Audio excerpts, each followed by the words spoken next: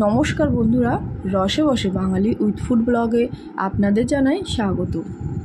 আজকে আমি একটি দুর্দান্ত স্বাদের একটি পনির রেসিপি তৈরি করব। আর এই পনির রেসিপি পোলাও, ফ্রাইড রাইসের সাথে খেতে দারুণ লাগে।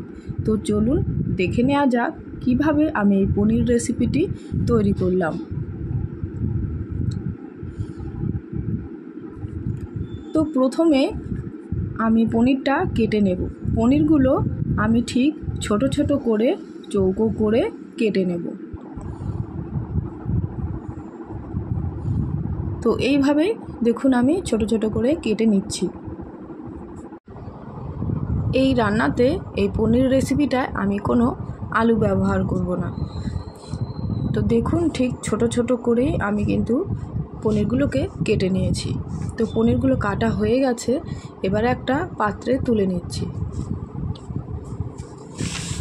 অনেকেই বলে পনিরের ভেতরে মশলাপাতি ঢোকে না, ফিকে ফিকে লাগে খেতে। তবে এইভাবে যদি একটু লবণ মাখিয়ে কিছুক্ষণ রেখে দেওয়া যায়, দেখবেন পনিরগুলো খেতেও খুব সুন্দর হবে আর খুবই টেস্টি হবে।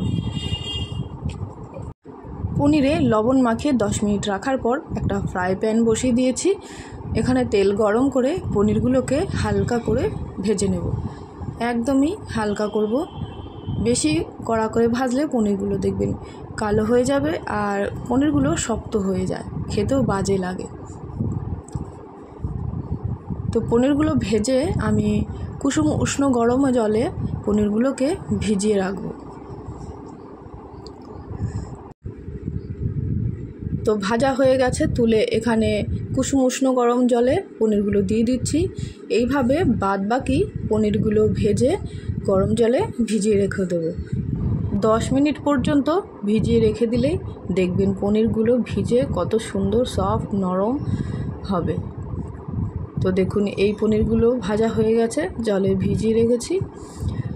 পনিরটা জলে ভিজতে থাকুক আর আমি এদিকে মশলাটা তৈরি করে নিই। মিক্সির জারে নিয়ে নিচ্ছি 2 চামচ পরিমাণ পোস্ত আর 10 থেকে 12টা কাজু বাদাম। এটাকে শুকনো গুঁড়ো করে নেব মিক্সিতে। দেখুন একদম শুকনো করে আমি মিক্সিতে গুঁড়ো করে নিয়েছি। এবার এই গুঁড়োর মধ্যে দিয়ে দেবো কিছুটা আদা আর দিয়ে দেবো 2টো কাঁচা লঙ্কা। এই রেসিপিটা বেশি ঝাল হয় না, তাই লঙ্কার পরিমাণটা অল্পই দেব। আর দিয়ে দিচ্ছি একটা টমেটো, একটু জল অ্যাড করে দিয়ে ভালো করে একটা পেস্ট তৈরি করে নেব। পেস্টটা একদম রেডি। তো চলুন পনির রান্নাটা করে ফেলি। ফোড়নে দিচ্ছি ওই পনির ভাজা তেলেই দিয়ে দিচ্ছি শুকনো লঙ্কা, তেজপাতা, দারুচিনি, একটা স্টার আর লবঙ্গ, এলাচ। ফোড়নে দেওয়া গরম মশলাটা যখন ভাজা হয়ে আসবে দেখে সুন্দর একটা সুগন্ধ বেরোবে, ঠিক তখনই তৈরি করে রাখা পেস্ট মানে কাজু আর পোস্তর পেস্টটা দিয়ে নেড়ে চেড়ে নিতে হবে। কিছুক্ষণ কষিয়ে নিয়ে দেখবেন তেল বেরোবে বেশ। দেখুন কত সুন্দর তেল বেরিয়েছে। এবার একটু মিক্সি বাটিটা ধুয়ে জল অ্যাড করে দিয়ে আবারও নেড়ে চেড়ে নেব, যাতে কাঁচা বাদামের গন্ধটা চলে যায়। এবার একটু দিয়ে দেবো লাল লঙ্কার গুঁড়ো, খুবই অল্প পরিমাণ, আর একটু দিয়ে দিচ্ছি কাশ্মীরি লঙ্কার গুঁড়ো। দিয়ে দেওয়ার পর একটু স্বাদ মতো দিয়ে দেবো লবণ। আবারও নেড়ে কষিয়ে নিয়ে 2 মিনিট মতো কষিয়ে নেব। একদমই লো ফ্লেমে রান্নাটা করব, দেখবেন তাহলে নিচে দিয়ে পুড়ে যাবে না। এবার দিয়ে দেবো পনিরগুলো। জলটাকে ফেলে দিয়ে আমি জলে ভেজানো পনিরগুলো দিয়ে দিলাম। এই রান্নাটা খুবই সিম্পল, 10 মিনিটের মধ্যেই হয়ে যায় আর এই রেসিপিটা খেতেও অসাধারণ হয়। দিয়ে দিচ্ছি চিনি 1.5 চামচ। চিনির পরিমাণটা একটু বেশিই লাগে এই রেসিপিটাতে।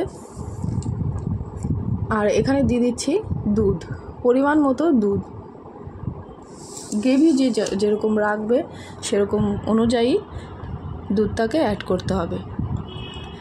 আমি খুব বেশি পাতলা গ্রেভি রাখবো না, একটু ঘন ঘন করব, তাই দুধের পরিমাণটা অল্প দিয়ে ফুটিয়ে নেব 5 থেকে 6 মিনিট পর্যন্ত।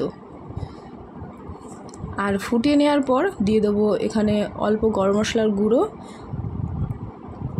গরম মশলার গুঁড়ো দেওয়ার পর আবারও নেড়ে চেড়ে আমি দিয়ে দেবো এখানে 1 চামচ বাটার।